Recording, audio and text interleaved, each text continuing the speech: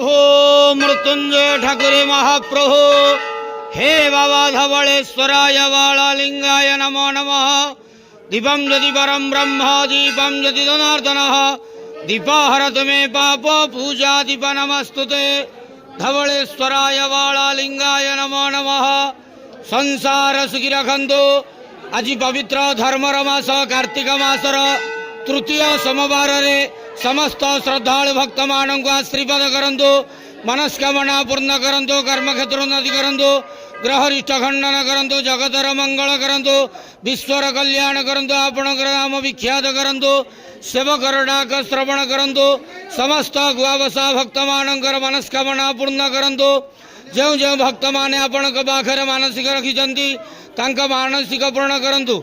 धवलेश्वराय वाळलिंगाय नमो नमः। संसार सुखी रखंतु आनंद के वार हरि बोलो। पवित्र धर्मर मास कार्तिक मासर तृतीय सोमवार रे समस्त श्रद्धालु भक्त मानक आशीर्वाद करंतु आनंद के वार हरि बोलो। बाबा धवलेश्वराय वाळलिंगाय नमः।